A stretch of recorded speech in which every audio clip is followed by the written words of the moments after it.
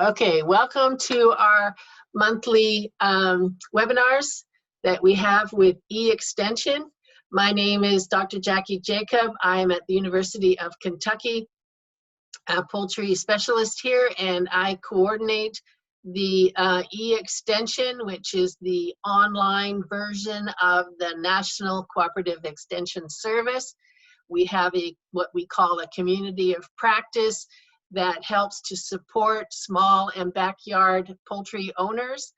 And we try to have webinars at least once a month, sometimes twice, on a broad range of topics. All the webinars are recorded and are posted online so that you can go back and see old webinars or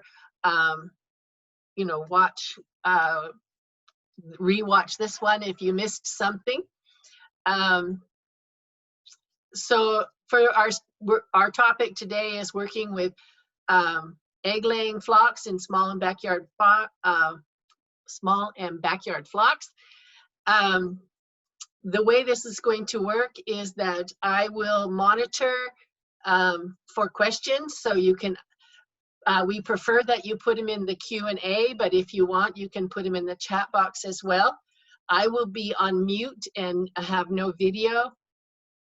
But if your question is pertinent to what she's saying at the time, then I will interrupt the speaker to get a clarification. If not, I will wait, hold the question till the end with a Q&A period. If you have a burning question that you want to ask and you don't want to forget it, feel free to put it in the Q&A and I will save it for the end. So our speaker today is Dr. Claudia Dunkley from University of Georgia, originally from Jamaica, but she's been in the US many, many years now. I've been working with Georgia, she's a good friend of mine, and she's going to be talking about the small and backyard flocks for egg laying. So it's all yours, Claudia. I can't hear you. You're on mute. Still at the beach. Okay, Yes. Thank you for that kind introduction. Let me share this PowerPoint. Perfect. Not quite, not yet. Okay. So thank you. Good afternoon, everyone, or it may be earlier or later where you are. Happy that you're here to see this presentation this afternoon. I've given quite a lot of presentations on small flock production, and I hope that I'll answer some of the questions that you have. If not, I am open to hearing the questions that you have. Okay, so before anyone begins growing chicks, they have to make a decision on why they want to grow chicks or birds that will lay eggs. If you want to have like a replacement flock, that means you want chicks to hatch, then you're gonna need one or more roosters depending on the number of hens that you have. I'll speak a little bit more about that. If it's eggs for eating, you do not need a rooster, right? And yeah, most of you or all of you might already know that, but there are some folks that do not know that a hen will lay an egg whether or not a rooster is present. Now, if you want to do both of these things, that is hatching chicks and getting eggs to eat, then fertile eggs can be eaten, but you'd want to collect them quickly to prevent the hens from setting on them or brooding the eggs, which will start the incubation process. Okay, so the first thing you want to think about is how you're going to house your chicks when you get them. You want to provide enough room to accommodate growth of the birds, and you want to have the minimum amount of space that's provided based on the breed of bird that you're growing. So a spacing of say 0.7 to 1 square foot is good enough for smaller birds like the bannons. And if you have larger birds, or if you're going to grow larger birds, then 3 to 3.5 square feet would be adequate for these bigger birds.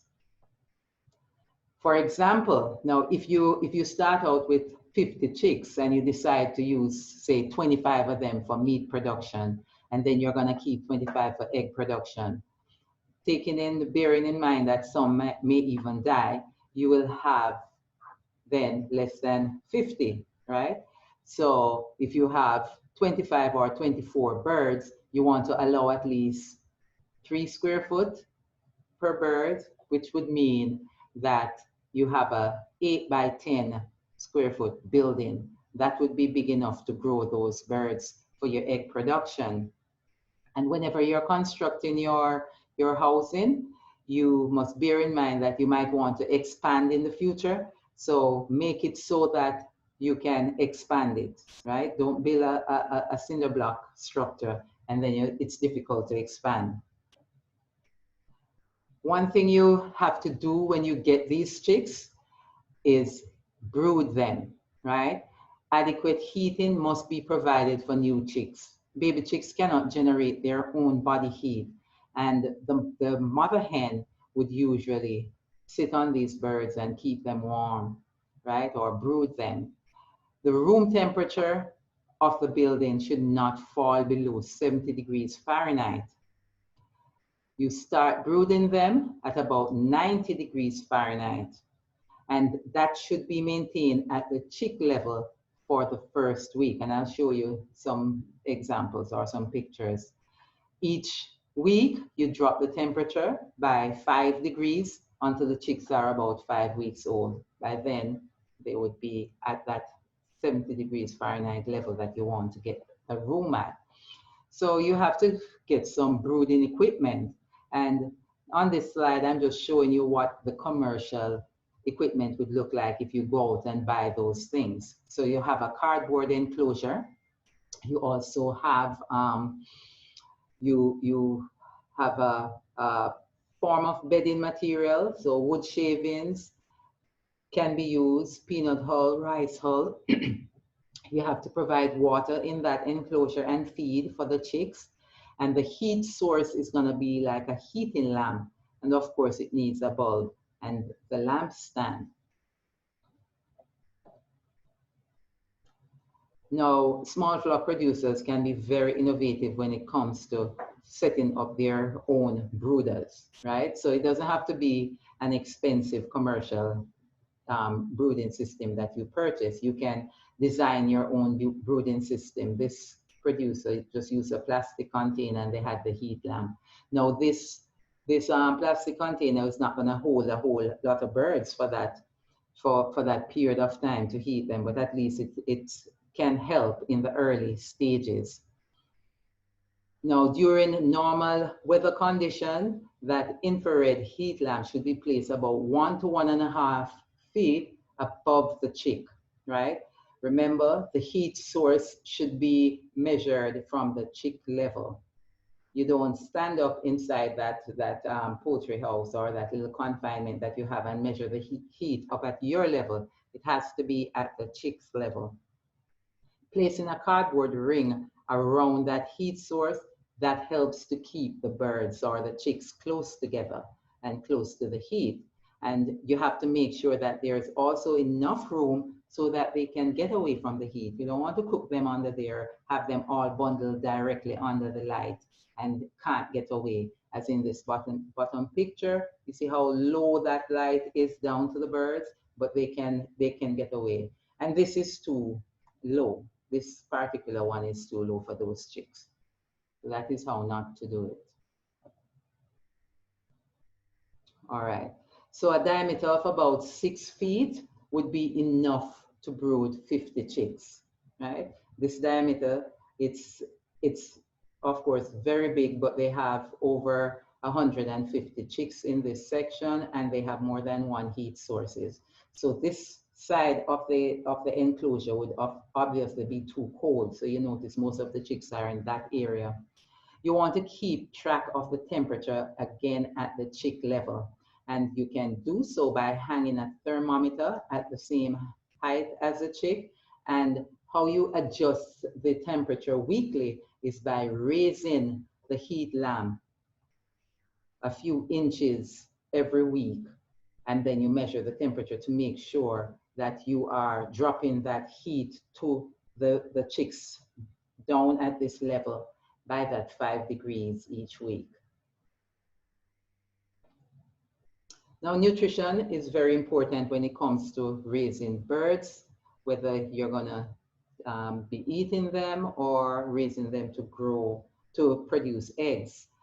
Well, chickens, of course, they love to eat scratch feed because that's how their natural behavior would be. They walk around and they pick up things like corn kernels, bugs,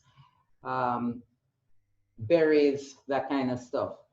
Now, cracked corn is not a balanced diet. That's not what you feed the birds. And a lot of people tend to think that you can just give them some cracked corn and then that will be enough. That does not contain all the nutrients that's required. Cracked corn is mainly starch and a little protein. So that doesn't have all the nutrients that the birds will require in order for them to grow. You have to you can give them some cracked corn, but not too much because that will slow down their growth and development. And different age of birds require different levels of nutrient. And that's why it's important that you feed your chicks and your growing birds and your laying birds the right type of feed. So there are different categories of feed. First, we have the starter feed, which is what you give to the very young chicks. So this is going to be high in protein because the chicks need that protein for growth and development. Then you have the grower feed for developing birds. And then you have the finisher for the adult broiler type chickens. Then you have the layer mash, crumble or pellets for adult layers. So a starter ration can be given from the birds are a day old until they're about 6 weeks old. And you expect to feed at least 4 pounds of starter ration per bird. Then you give them a commercial grower ration, which can be fed between 6 and 18 weeks.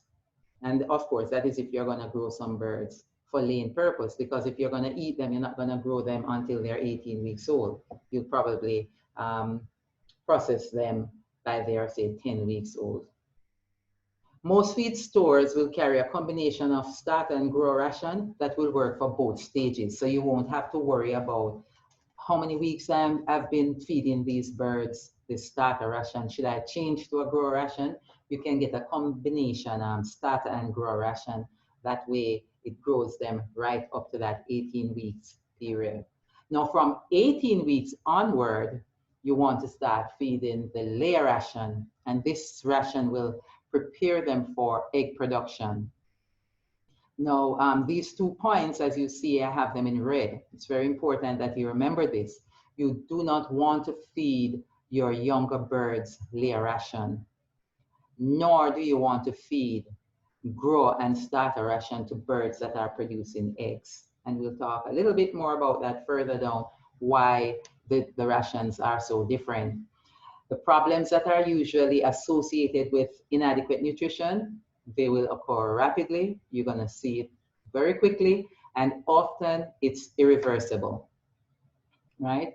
Remember, the layer ration is not going to be high in protein as the grower and starter ration is. And the younger birds need that protein for growth and development. And for the layer ration now, it is high in calcium compared to the starter and grower ration. The layers need that extra calcium because they are laying eggs, and eggs is calcium dependent. Now, free range birds, that's if you don't have them isolated or contained in a house. They are allowed to go outside and they might come in the night. These birds will supplement their diets with greens and insects. And the greens that's within their enclosure, that won't last for long. You can ask any pasture poultry producer that. It doesn't last for long. But it is okay for you to give them fresh grass cuttings. And I always say, do not give them cuttings that's been treated with chemicals, right? If you wouldn't eat it, don't give it to them.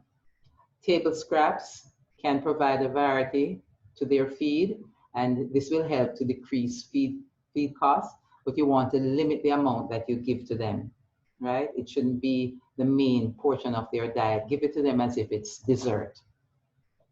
And you never want to give birds feed stuff that's spoiled. Feed is typically more stable during the winter time when it's clear and dry. That means it will maintain its freshness for longer during the winter period. However, there are some molds that will grow rapidly at low temperatures. And this is why it's important for you to store your feed properly.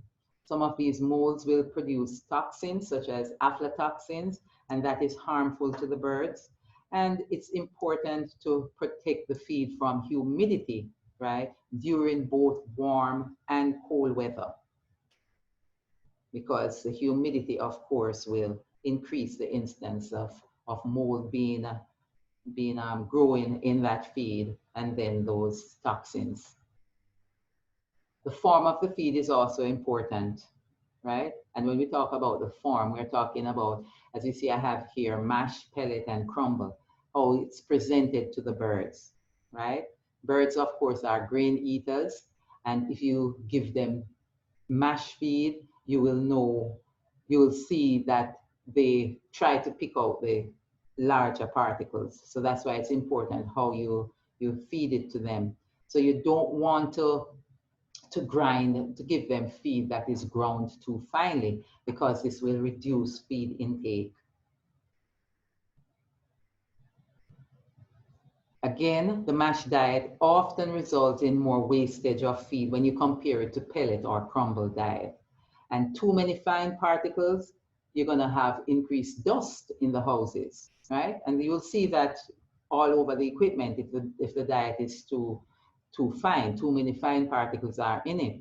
And too many coarse particles in a mash diet will lead to selective eating because, as I said, birds are grain feeders. So they'll go and they'll pick out the larger particles and not get in all the nutrients that's mixed in the finer particles. Again, too many coarse particles increase the risk of feed separation, right? So a lot of the minerals and the vitamins are going to be very fine, more dust-like in that very fine particle, and they won't be getting those nutrients. So you don't want that mash feed to be too fine. For the pellet or crumbled form, that they both typically result in better and higher feed consumption, right? That doesn't mean that it's a better feed, because if the raw materials are not good, then you won't have that good quality feed. You won't have that good quality pellets or crumbs. Feed should be fed in pelleted or crumbled form during the first 4 to 5 weeks. That way you know that they're getting the nutrients that they need to grow and develop. Water is a nutrient, and it is a very important nutrient that is often overlooked. You have to provide a constant supply of clean, fresh water for your birds. Now, 20 hens will consume about a gallon of water each day in the cold weather. So, as you can imagine, during the hot weather, they'll be consuming more water. So it's important that they have a constant and clean supply of water. Now we're going to look at egg production. Now, egg production begins depending on the breed, right? When it starts, depending on the breed. You have some breeds that will mature early, while others mature a little bit later. Now, our early maturers will be the Leghorn and the New Hampshire Red. These birds will start producing eggs as early as 18 weeks old. Then you have the early to moderately early maturers, and they would be like the Rhode Island Red, which is the cousin to the New Hampshire Red, the Plymouth Rock, Australorp, Oprington, excuse me, the Delaware, and the Americana. And then our slow developers are going to be our more oriental or more showy looking birds, the pretty ones with like the silky and the Brahma. They take a longer time to develop. Now, a couple facts I have here, or things that you've heard of. Hens need to be around the roost in order to lay. And I spoke about that earlier. No, a hen is going to lay an egg. She will ovulate each day, day after day, whether a rooster is there or not. An egg can be laid. If you want the option of replacement chick, then you will need a few roosters. For example, 1 rooster to every 10 hens. You can go as low as, I'd say, 7 to 8, right? So you can have 7 to 8 roosters, or 1 rooster to 7 to 8 hens, excuse me.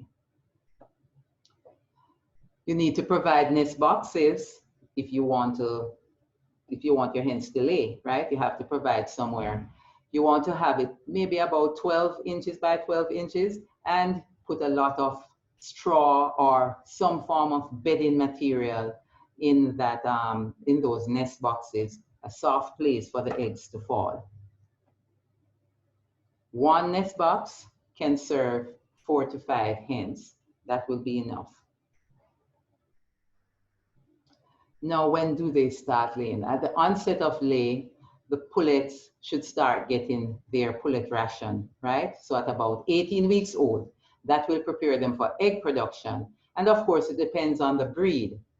Again, some will start laying as early as 18 to 20 weeks old.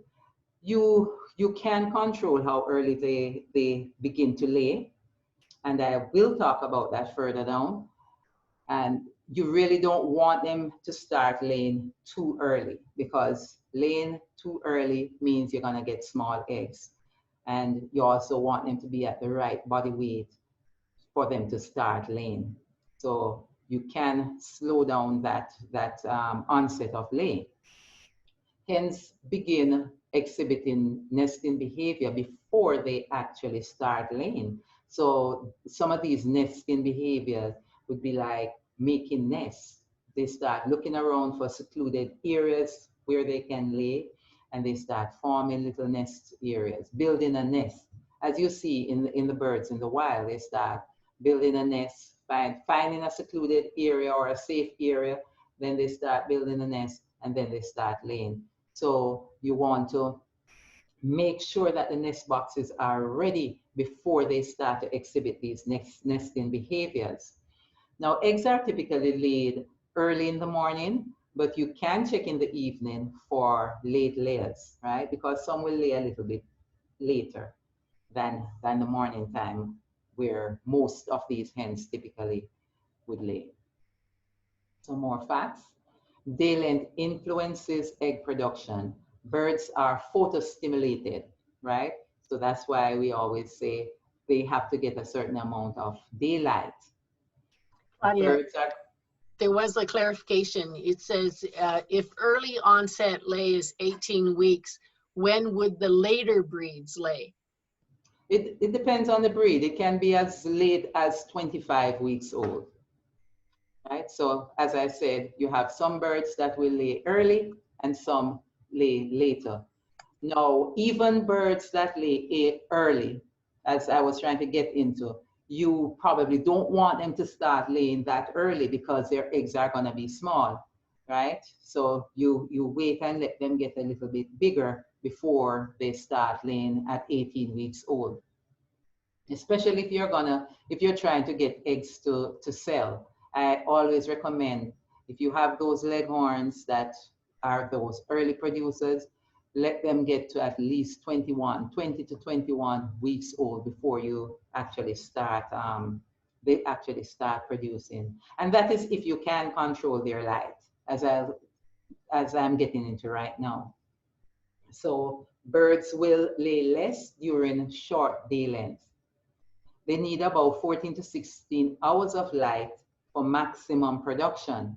That's why you see during the fall and winter months, when the natural day length is shortened, if you don't have birds in artificially lit houses, then you will start seeing a reduction in egg production during these times.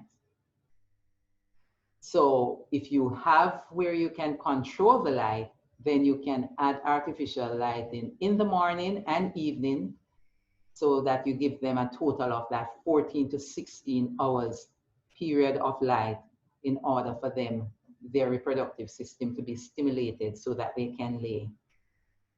And if it's not done, production will drop and birds will eventually enter into a molt, right? And during a molt period, you won't be getting any eggs. So birds may try to brood a clutch of eggs.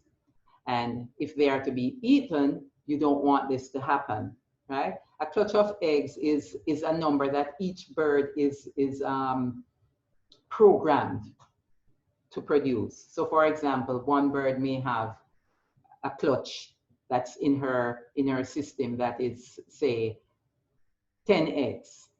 So whenever there are 10 eggs in a nest, even if it's not her 10 eggs, she will sit on those eggs to start to brood them, right? So that's why it's important, if you are collecting these eggs, whether you're collecting them to set them artificially or you're collecting them to eat. That's why it is important to pick up eggs, collect eggs frequently to prevent or discourage this behavior. A broody hen will stop laying, right? If she's sitting on the eggs, her system is not gonna produce anymore because that's the clutch, and she's gonna hatch that clutch. Even if it's not hatching eggs, that is what her system is telling her. I have here 10 eggs, I'm gonna brood these eggs to bring 10 chicks. And they will become more aggressive too. So look out for that. You want to discourage these broody hens, you can do so by building a broody pen. And in this pen, you would have just pebbles on the floor instead of litter or anything soft. So they won't be encouraged to be sitting. Now, if you want the hen to raise the chicks, then you can allow her to incubate these eggs naturally, right? Or if you want to raise chicks, you can collect the eggs and incubate them artificially. And I'll show you some incubators as we go along. And if you collect the eggs, this will allow the hens to continue laying. And that's why even in the commercial industry, hens are laying day after day because you're collecting the eggs, so they never get their clutch. So they continue laying. Incubators come in different sizes, and of course they vary in cost, right? I have here $58.50 for the small, the most inexpensive foam incubator, right? And this price may be outdated, and it can go to $659 for a cabinet incubator hatcher, or even more. It depends on the operation that you have. If you're growing 1,000 birds, if you have a small flock of 1,000 birds or 2,000 birds, then your incubator, you're gonna have some large incubators if you're hatching eggs.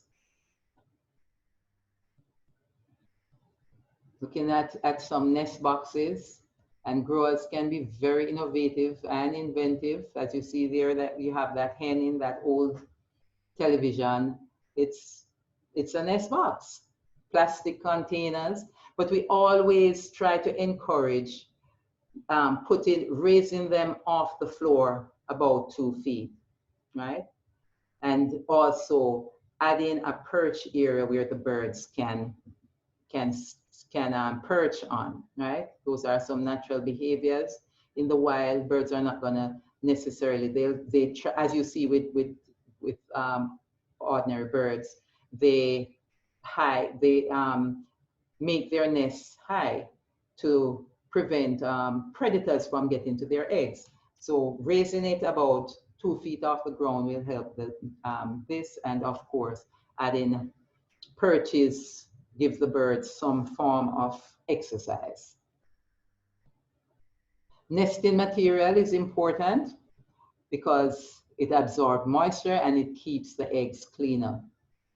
And there are different materials that you can use for nesting materials. We have pine shavings, peat moss, rice hull, chopped corn cobs, straw, excelsior, nest pads, which is a commercial one, or shredded paper. There are different things that you can use. Make sure whatever material you use is not toxic, right? And it should be absorptive.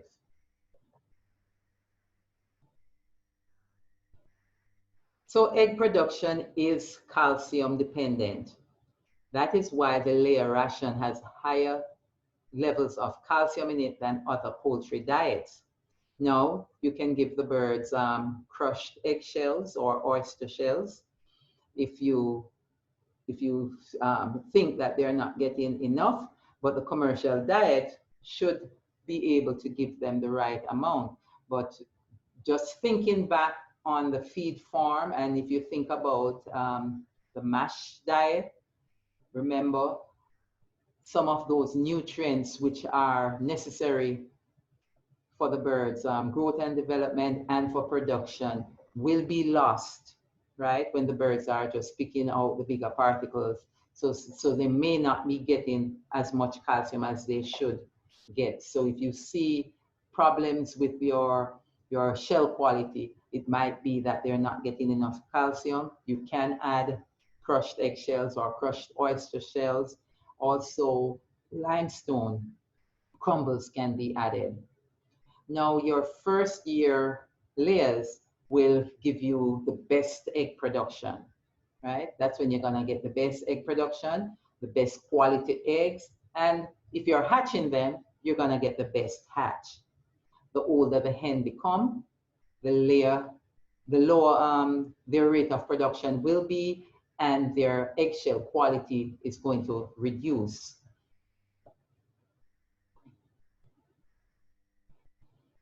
All right, so we already spoke about the nest boxes and putting in adequate nesting materials, and we train them to use this by making sure that the nest boxes are available for them before they actually start laying, right? And you have to make sure that they're there by their 18 weeks old. You have the house where they're gonna be laying the eggs in, or the nest box is there ready for them before they actually start laying, because you don't want them to start laying on the floor. It's a hard practice to break. If you see an egg on the floor, you take it up and you put it in one of the nest boxes. You want to, you don't want, if they're allowed to be outside, make sure you have nest boxes inside. If it's not there, they'll start laying in the bushes outside. And the very first eggs that are laid, we call them peewee eggs, and they're very small. And these eggs should not be incubated, right? We won't get peewee chicks if you incubate them. Next, I'm going to talk about egg quality. And egg quality includes the cleanliness of the shell, the soundness of the shell, the thickness of the albumin, and the color of the yolk.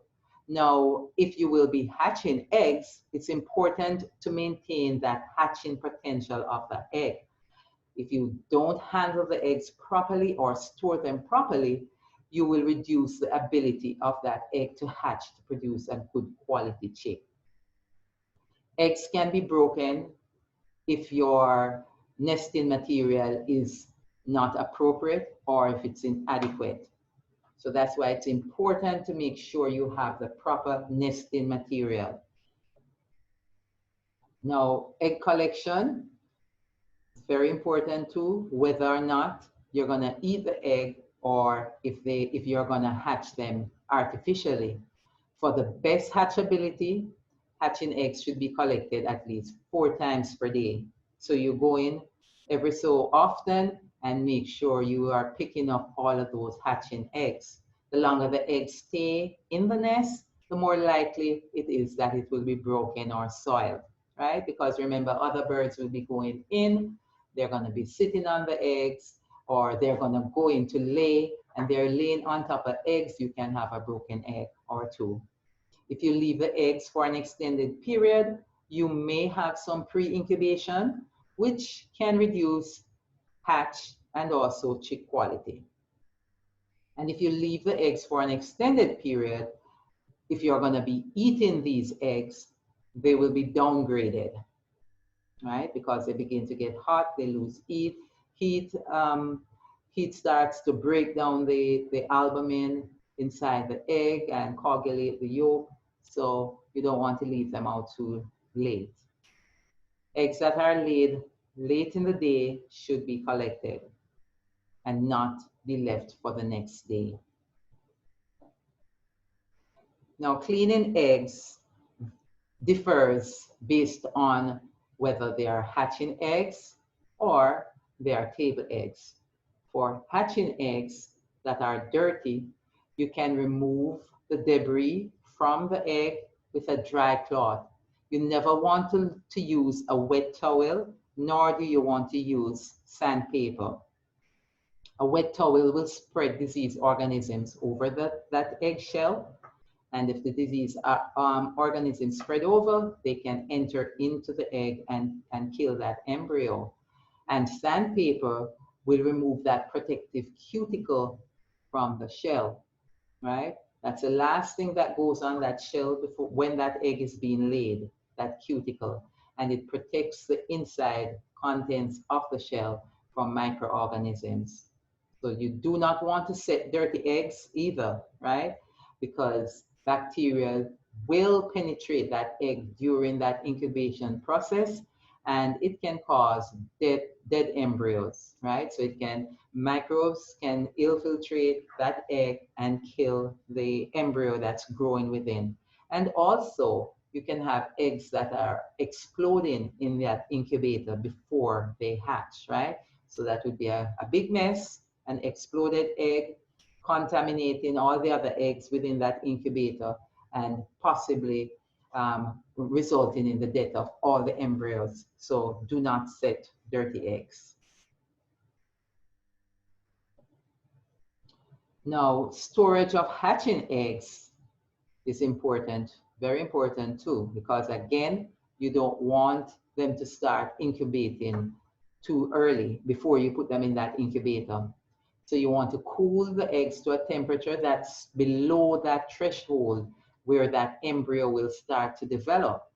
And a refrigerator at a temperature of about 65 degrees Fahrenheit, and it can be as low as 55. So between 55 and 65 degrees Fahrenheit, that will maintain that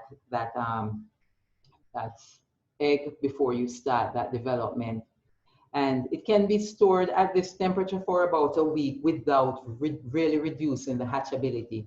But the longer you keep that egg in that refrigerator, the more you reduce the potential of that egg being able to hatch. These are some of the examples of incubators that are out there. I'm sure there are many more, but I just stick these here. You have the foam one there up at the top. Let me see.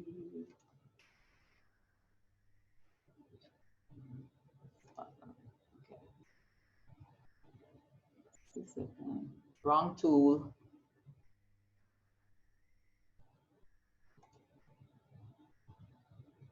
No. Okay, so this is the foam one, and then the thing with this incubator, it's mainly used for school purposes. So a lot of the elementary schools, they'll use these incubators so that the kids can actually watch the chicks hatch. The thing about this type of incubator is it does not have a turner. And that's an important component if you're talking about hatching chicks. We're talking about small flock producers, we're going to be talking about bigger incubators, right? This one is from a small hatchery, right? And this person has maybe about 4 of these incubators where it holds over 1,000 eggs each to be hatched. So it will depend on the size of the operation. Eggs remain in that incubator for about 21 days. And the best ones will be the ones that will turn, right? Every 90 minutes, it turns the egg to prevent that embryo from sticking inside the egg. It's important that you note the temperature and humidity, and each one of these companies will usually comes with that preset, right? 100 degrees Fahrenheit for the temperature, 85 to 87% humidity is some of the base marks that most of these companies use. And of course, the cost is going to depend on the size and the complexity of the incubator. So cleaning table eggs, it's different from how you would clean those hatching eggs. For the table eggs, you want to separate the clean eggs from the dirty and the cracked eggs. Cracked eggs should not be sold, nor should leaking eggs be consumed by humans. Dirty eggs should be washed. And this is very important to note. You want to wash using water that's warmer than the temperature of the egg, right? It's important that it's warmer. It's safer to actually not wash the eggs at all than to wash them in water that's cooler than the eggs, right? If it's warmer, the water can be drawn inside the egg. So that's important. And the eggs can also be wiped with a dry, clean cloth, right? So if it just has debris on it, you can just wipe it off with that dry cloth. Storage of table eggs should be done soon after they're collected and cleaned, and they can be stored or refrigerated at about 50 to 55 degrees Fahrenheit, and that will keep the eggs for an extended period of time. If they are held in a hot area, you're going to have breakdown of the protein structure inside the egg, as well as loss of moisture.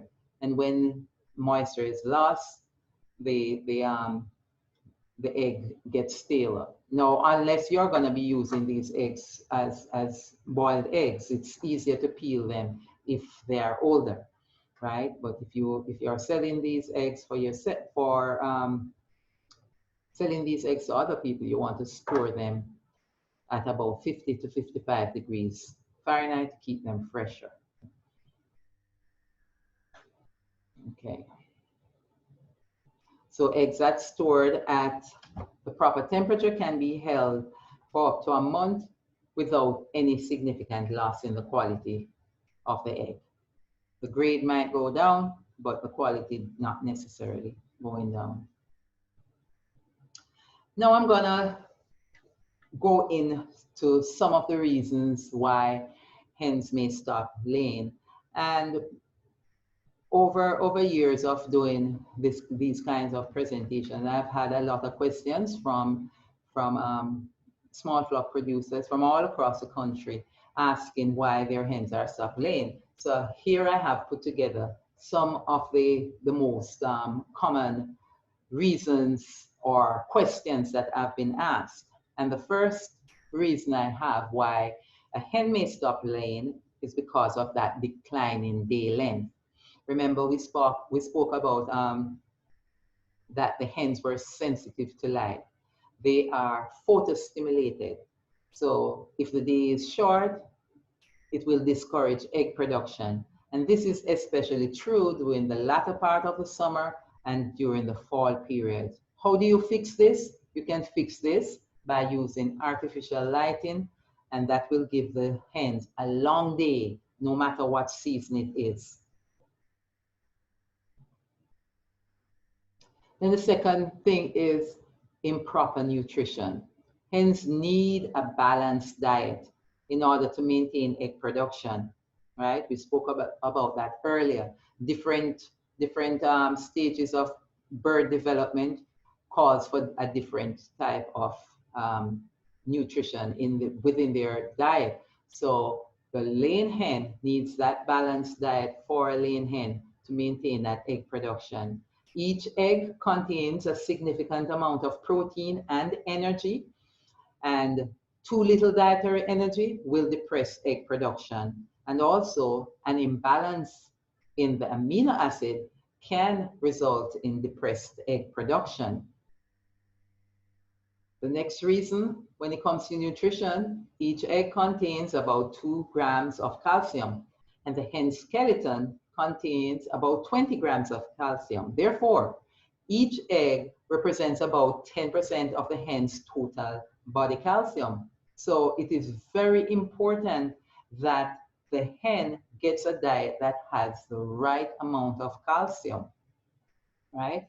The body reserve will be depleted rapidly if it is not supplied in the diet. So if you give her the wrong diet that doesn't have the right amount of calcium in it, then it will be coming from her body, right? The eggshell is placed on the egg overnight. And the calcium that is used to cover those eggs comes from the bird's bones, right? So the birds are very special creatures. They have bone cells that will break down bones and some that will build it up. So they break down the bones, it is supplied and put over that egg to form that shell. And in the morning, when you feed them, their feed, which should have the right amount of calcium, replenishes the bones, right? So it's important. I always tell my producers, first thing in the morning you make sure the feeders are running. Make sure the birds get their feed. And then you do your other work within the house while they're feeding, right? Because you don't want that body reserve to be depleted. Another thing is insufficient salt, right? If enough salt is not in the diet, that can also depress that egg production. Too much salt will also depress egg production, and too much salt can also, it might not be in the diet that the too much salt in, but it could be in the water, because well water has a problem with having too much saline in it. So you have to watch out for this too.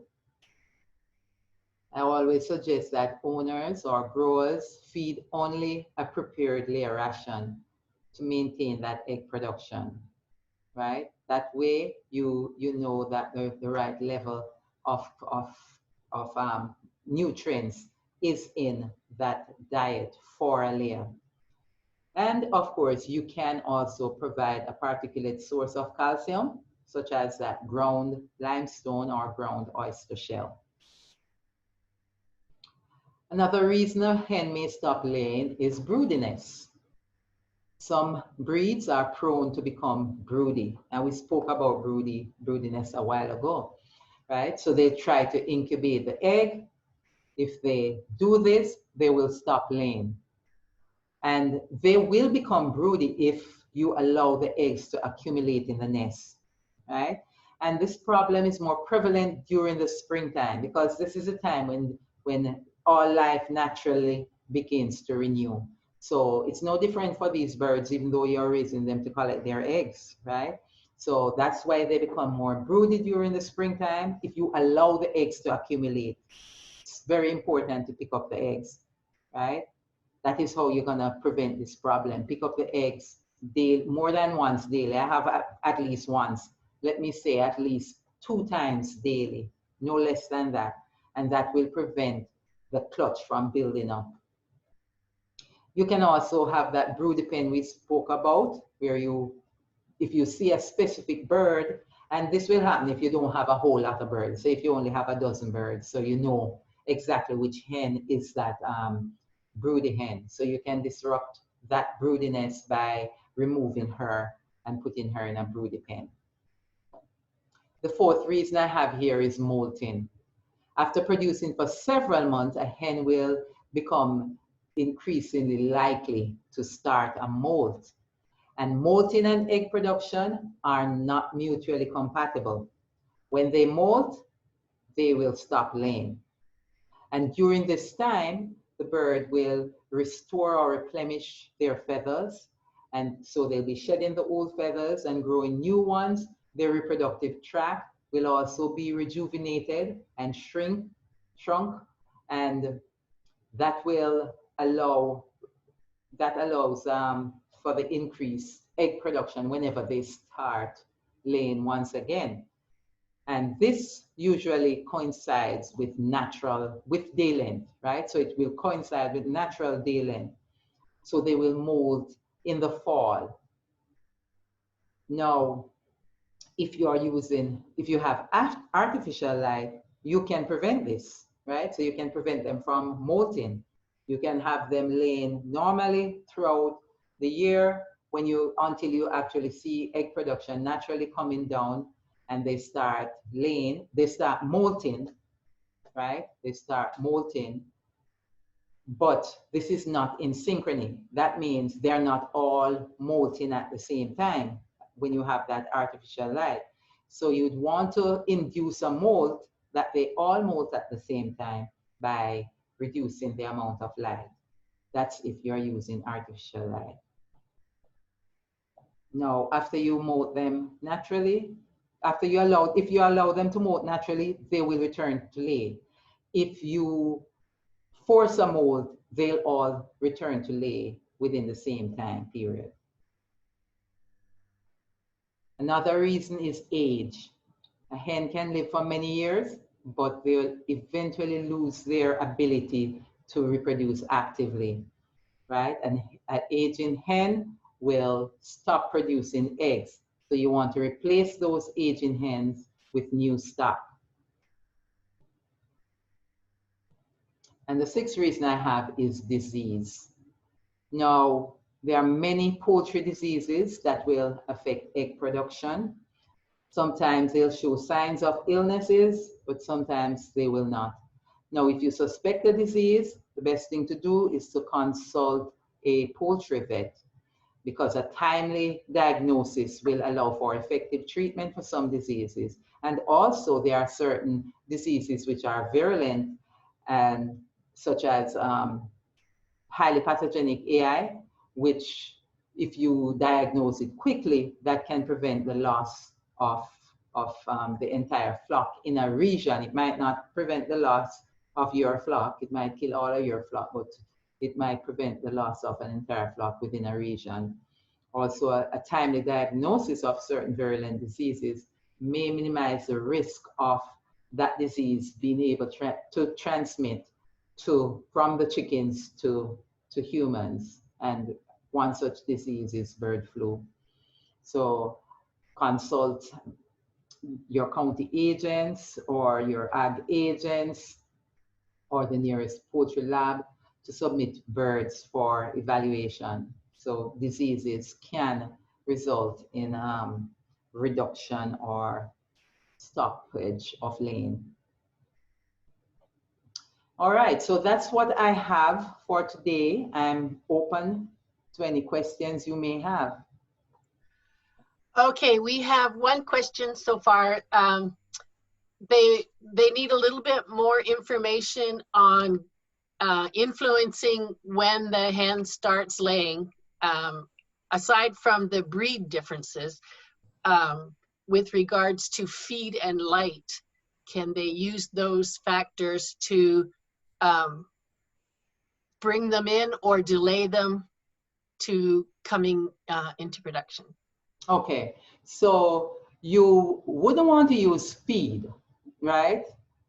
Because you want your birds to get to a certain weight, right? So you wouldn't want to use feed as a means. You want them to develop. What you use to delay them from start laying is using the light, right? So you reduce their light to about 8 hours per day, and that will reduce the likelihood of them coming into lay. Remember, they need 14 to 16 hours of light And it doesn't have to be daylight, as I said. So if you have them in an open house with open sides and they have free access to light, it's gonna be more difficult. You'd have to curtain the sides of those houses to prevent them from getting that natural light. And that way, you have them in a dark area, you just give them that 8 hours of daylight each day by shutting the curtains at certain hours. So it's as long as you have an area where you can control their light, you can control when they start producing. Okay, Becky asks, is it possible to retrain an older hen just introduced to the pen to use the nest boxes? She acquired several hens about 14 months old and they only lay on the floor. Well, the question is, where did they used to lay before you acquired them, right? Because if that's what they're accustomed to, it's gonna be more difficult for you to train it's hard for you to train an old bird, right? So I would see that as something that's difficult. Maybe that's where their laying boxes were probably on the ground, wherever you obtain them from. And they're obviously, I would look at where they're laying, right, and what is it about where they're currently laying that you're not providing. Yeah. Right. Maybe it's even the bedding material. They're not accustomed to that type of bedding material. Okay, she followed it up by saying they were commercial hens, so they were probably in cages. Right, so they are not accustomed to laying in boxes anyway. So that's gonna be a little bit difficult. You'd probably have to have something on the floor. But it's, as I said, it's hard to train an old bird, right? Animals learn off behavior. And if you have 14, how much months old?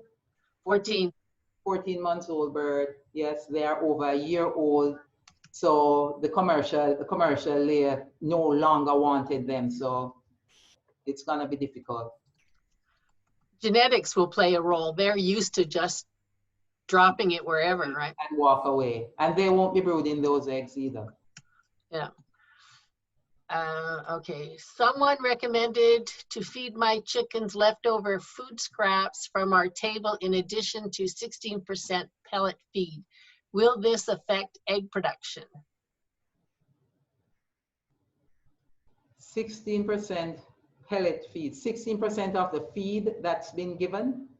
I would imagine it's 16% crude protein as a pelleted layer feed, and they want to add food scraps from their table. As I said about the food scraps, I'm not a poultry nutritionist, but our nutritionist would say the table scraps are dessert. So it should not be the main course, right? You can help to supplement the feed with it, but it should not be 50% of your feed if you want those eggs, those hens to be laying properly, because they have to have a certain amount of feed in order to be producing effectively and efficiently without harming themselves. Right. Well, I am a nutritionist and I agree with you. Yes, it can be a treat, but it is important that you look at what the table scrap. As to what the table scraps are. Sorry, these stupid things. Telemarketers just don't leave you alone. That's what so, you know, you don't want to, I mean, meat's all right, but you don't want a high carb thing that you're using for the table scraps. Right. So she said mostly scrambled eggs, fruit scraps, corn cobs. Yeah, I mean, those would be not in large quantities. Right. Right. Because you don't want to force them in a mold with too much high fiber either. Right. Yeah. Can the rooster eat the same rations as the laying hen if they are kept together? They should not, especially if you want them, because first of all, they'll be eating more. right? So typically you make the roosters feed available to them, right? The laying hen needs more calcium. So You can overdo the calcium for the rooster. for the rooster, and that can have reproductive implications for that rooster. Right. And, you know, it's really hard when they're running around in the flock to try and feed him separately. But, Right. You know, from a nutritional point of view, they should have Their separate own. feeds. Yeah. Yeah. Megan says her daughter shows silkies. They are special snowflakes. I have seen some recommendations online that they need a higher protein feed than other breeds. Is there any truth to this? They seem to be doing fine on standard layer feed. I have never heard of them needing anything I've special. never heard of it. No.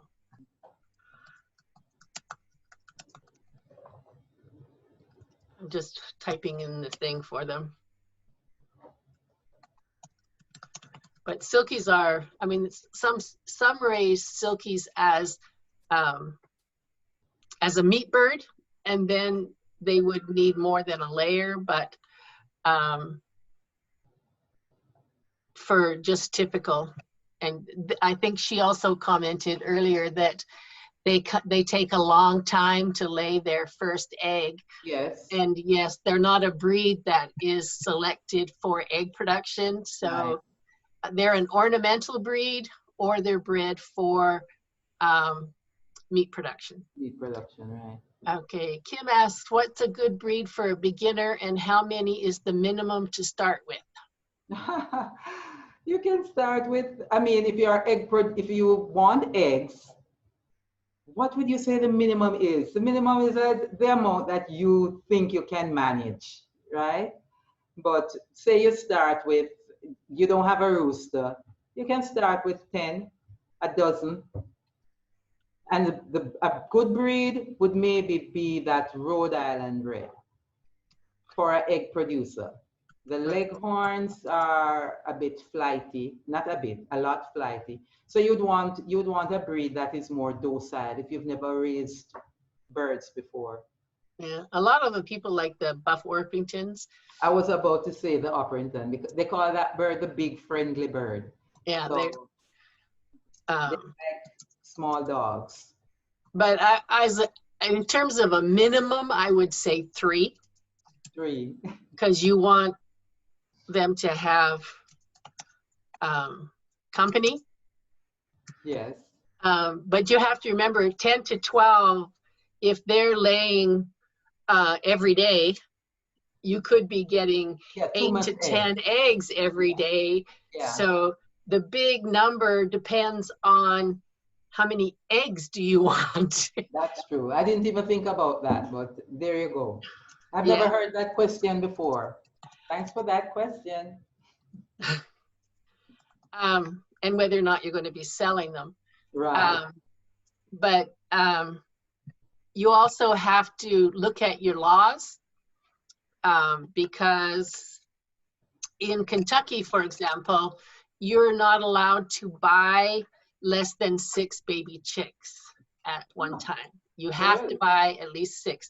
If you buy ready to lay pullets or pullets over 8 weeks of age, it doesn't matter, but it's hard to find pullets that are, ready to lay.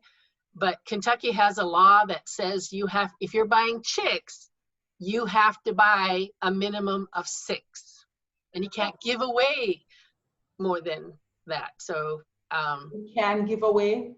No, you can't. You can't give away or sell less than 6 chicks if they're under the age of 8 weeks. Oh. That's so that they are not, doing, an Easter thing and giving away chicks to people who can't take care of them or not prepare for them. It was an animal welfare issue that came up. Okay. So how many years will a hen lay? Oh. Depends on the breed. Yes. Well, I didn't put this in this presentation, but say a leghorn, that baby chick is born with about 12,000 follicles in her ovary. She will not lay 12,000 eggs, right? Of Right. that 12,000 follicles, she may lay maybe 500 in her commercial lifetime, right? Which is a leghorn's commercial lifetime, maybe the max is 110 weeks, right? Before they get rid of them. If you have that leghorn, you'll probably have them longer than that if they live. So I'd say you'll get maybe about 600, if that many eggs from a backyard leghorn. And this is just talking about a bird that lays a lot of eggs. The other breeds don't lay as many. But you do have some people that I've heard a grower, a small flock producer. He said he had a 5-year-old hen and she still gave him an egg maybe a week. Yeah, I think I've seen people getting some, you know, after 5 years, but not enough to, they cost too much. Right. If you're trying to make money from them, you shouldn't look longer than 2 years production. I know there's some people that do 3-year cycle. And what they do is they get different colored chickens each year. And when so they know which ones are which. Get out, okay. And then when the 3rd year is up, they get rid of that 3-year-old flock and buy the same color again so that they still have 3 different colors. Because they run them all together. Yeah, that's interesting. Yeah, not a good biosecurity thing, but. No, that's another matter. Yeah, it's a good thing they are cute and funny because they don't chicken well. We sometimes get little eggs and ours are not big enough to eat. So the eggs are not big enough to eat. That's Megan that has the silkies. Silkies. The silkies, yeah. They're not an egg producer. They're a bantam, so they're gonna lay small eggs. Yeah, they're gonna lay eggs. They're gonna lay banty eggs, which are always gonna be small. Yeah. Okay, so I'm not seeing any other questions, and it is 4:08, so we are after time. So I would like to thank you all for participating. As I say, we do hold these things, you know, once a month, different days depending on the availability of the speakers. And our next webinar is August the 4th at 3 p.m. Eastern Time. And we will be having a panel that will be discussing the managing of predators for small and backyard flocks. It's a panel because they come from different areas of the country, and so they will put their input from their location where predators may be different or regulations may be different. So I hope you will join us next month on August the 4th. As I said, this was being recorded, so you can see this later if you would like, or if you'd like to recommend it to somebody. And all our recordings are available online at the web pages websites I typed into the chat box. And we do give updates on news and upcoming webinars and various things on our Facebook page. So I hope you will join us. Thank you very much, Claudia. Did a very good presentation. Thanks for agreeing to participate. Go back to the beach and have fun. I wish. Yeah.